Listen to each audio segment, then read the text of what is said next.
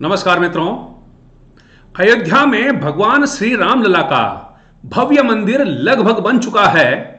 22 जनवरी 2024 को हमारे प्रधानमंत्री श्री नरेंद्र जी मोदी उस मंदिर का उद्घाटन करने वाले हैं। इस मंदिर के निर्माण में सैकड़ों लोगों ने अपने जीवन की आहुतियां दी है। मित्रों, एक लंबा संघर्ष हिंदू समाज ने किया है। हमारे आने वाली पीढ़ी को और वर्तमान युवा पीढ़ी को भी इस मंदिर के इतिहास के बारे में जानकारी होनी चाहिए। इस हेतु मैंने एक संक्षिप्त वीडियो बनाया है। मित्रों, इसको अधिक से अधिक लोगों के साथ शेयर करें। मुगल शासक बाबर ने 1528 में जो वहां पर पौराणिक राम मंदिर था, जहां पर हमारी आस्था है और हमारी मान्यता है कि भगवान श्री राम का जन्म हुआ था, उस मंदिर को मीर बांकी ने, जो कि बाबर का सेनापति था, उसने उस मंदिर को तोड़ा और तोड़ करके उसके स्थान पर एक ढांचा बना दिया जिसको बाबरी मस्जिद नाम दिया। मित्रों, उसके बाद में चूंकि मुगल शासन था, इस कारण से हिंदू समाज उस स्थान को, उस मंदिर को पुनः प्राप्त नहीं कर सका, किंतु समाज ने लगातार इसके लिए संघर्ष किया। मुगलों के बाद में अंग्रेज आए। अंग्रेजों ने भी हिंदू समाज का पूर्ण समर्थन नहीं किया और राम मंदिर के लिए पुनः सहयोग नहीं किया, किंतु धीरे धीरे हिंदू समाज संघर्ष करता रहा और हम अपने लक्ष्य की ओर बढ़ते गए। मित्रों, 1859 में हिंदू समाज ने उस समय के जो जिला अधिकारी थे, उनके समक्ष मांग रखी कि यह स्थान हमें दिया जाए और यहां पर हमें पूजा करने की अनुमति दी जाए।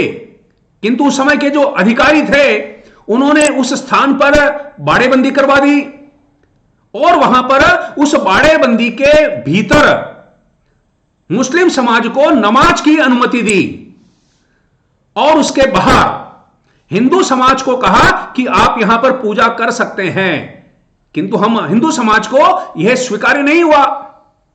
मामला धीरे धीरे यह कोर्ट में गया। मित्रों, 1885 में सबसे पहले कोर्ट में यह मामला गया और कोर्ट में हिंदू समाज ने यह मांग रखी कि हमें पूजा करने की अनुमति दी जाए। पूजा करने की अनुमति मित्रों उस समय मिली। उसके बाद में भी लगातार किसी न किसी रूप में संघर्ष होता रहा और इस दरमियान कई दंगे भी हुए। मित्रों, 1853 में भीषण दंगा हुआ जिसमें कई साधु संत, हिंदू समाज के लोग शहीद हुए। 1949 में उस मंदिर में भगवान श्री रामलला की मूर्तियां प्रकट हुई। हिंदू समाज का मानना था कि भगवान रामलला स्वयं प्रकट हुए हैं। चूंकि भारत आजाद हो चुका था और कांग्रेस की सरकार थी, मुस्लिम समाज ने आपत्ति की और कांग्रेस सरकार ने वहां पर उस स्थान को विवादित मानते हुए ताला लगवा दिया। मित्रों, स्वामी रामचरण परमहंसदास, उन्होंने 1950 में कोर्ट में एक याचिका दायर की और याचिका में कहा गया कि हिंदू समाज को वहां पर पूजा करने की अनुमति दी जावे और वहां पर किसी प्रकार का कोई व्यवधान मुस्लिम समाज पैदा ना करे, इस हेतु उन्हें पाबंद भी किया जाए और ऐसा कोर्ट ने किया। मित्रों, लेकिन संघर्ष हम जानते हैं, जब तक हिंदू समाज पूरी तरह से जागृत नहीं हो जाए तब तक वह मंदिर कहां बनना था। 1961 में जो सुन्नी वक्फ बोर्ड है, उसने कोर्ट में एक याचिका लगाई और याचिका में कहा कि यह स्थान, यह भूमि हमारी है और इस भूमि को हमें सौंप दिया जावे और हिंदू समाज को यहां पर पूजा करने की अनुमति नहीं दी जावे, किंतु कोर्ट ने इसे स्वीकार नहीं किया। मित्रों,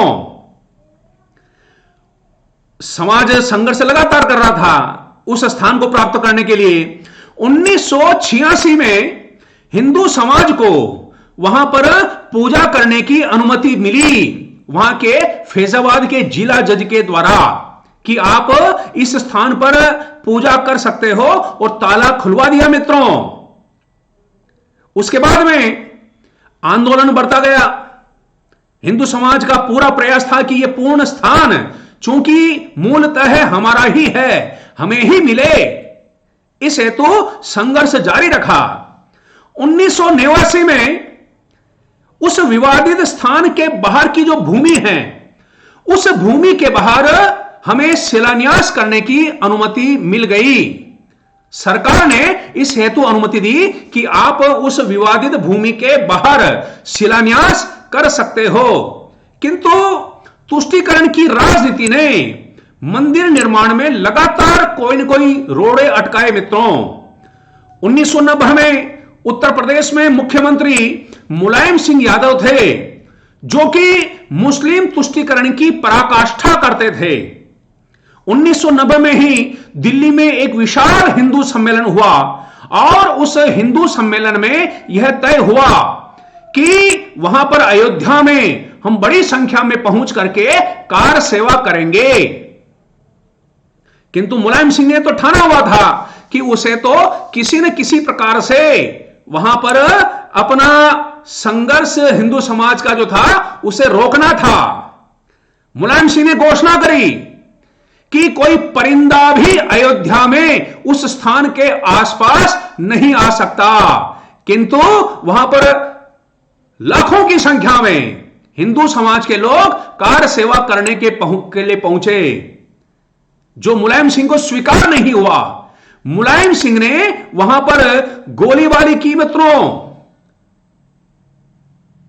कोठारी बंधु सहित सैकड़ों कार सेवक वहां पर मारे गए, सैकड़ों कार सेवक वहां पर मारे गए मित्रों। 1991 में उत्तर प्रदेश में मुख्यमंत्री कल्याण सिंह बन गए थे, और कल्याण सिंह के मुख्यमंत्री बनने के पश्चात हिंदू समाज को उस स्थान पर उस भूमि को समतल करने की अनुमति मिली मित्रों। लगातार हिंदू समाज का यह प्रयास हो रहा था कि हम वहां पर भव्य मंदिर का निर्माण करेंगे।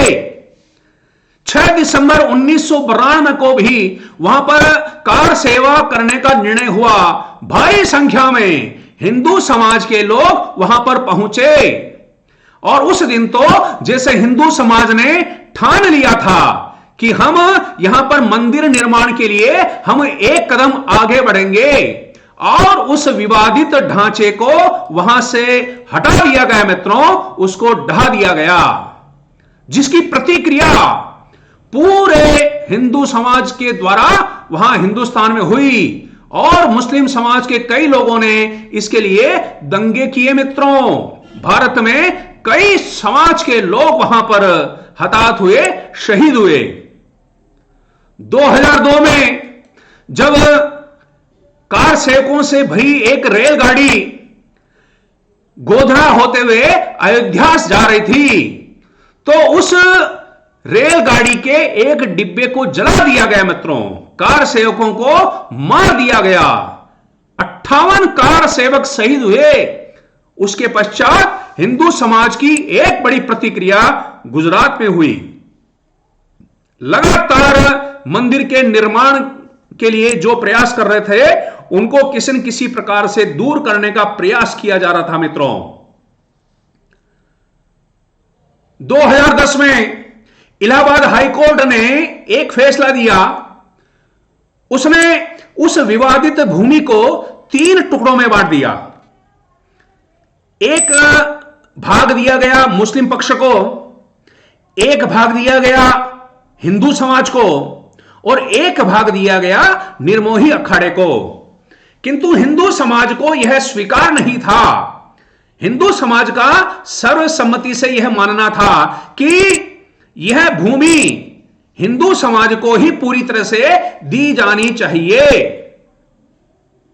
किंतु हाईकोर्ट ने ऐसा फैसला दिया। अब मामला कोर्ट में आ चुका था मित्रों। सुप्रीम कोर्ट में यह मामला चला गया और 2011 में सुप्रीम कोर्ट ने हाई कोर्ट के फैसले पर रोक लगा दी।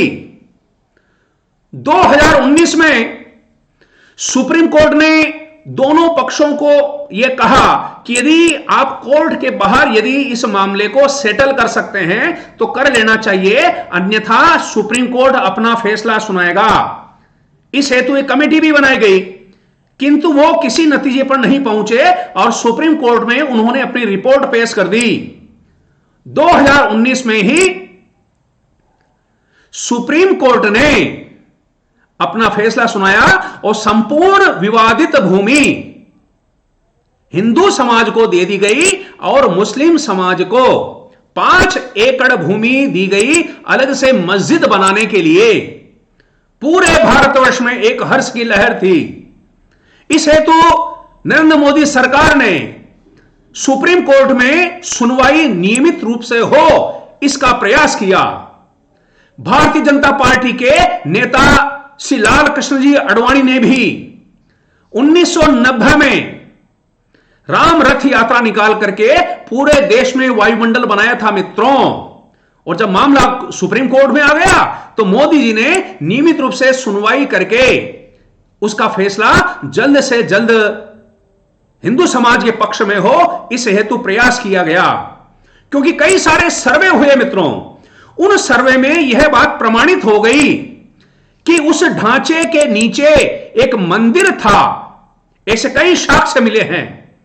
इसलिए सुप्रीम कोर्ट ने यह फैसला हिंदू समाज के पक्ष में दिया। अब चूंकि जमीन भूमि जो है हिंदू समाज को मिल चुकी थी तो केवल उस पर भव्य मंदिर का निर्माण होना ही शेष था।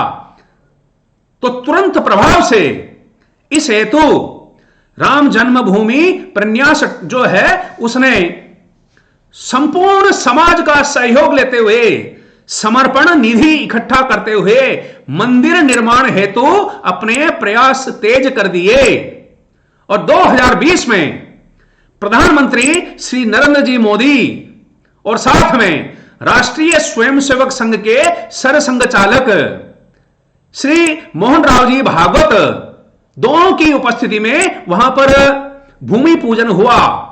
भूमि पूजन के पश्चात राम मंदिर का निर्माण तेजी से हो रहा है मित्रों, लगभग हो चुका है। और 2024 में 22 जनवरी को इस मंदिर का निर्माण पूरा होकर के उसका उद्घाटन हो जाएगा मित्रों। सभी राम भक्तों को मैं हार्दिक बधाई देता हूं, अभिनंदन करता हूं। जय श्री राम।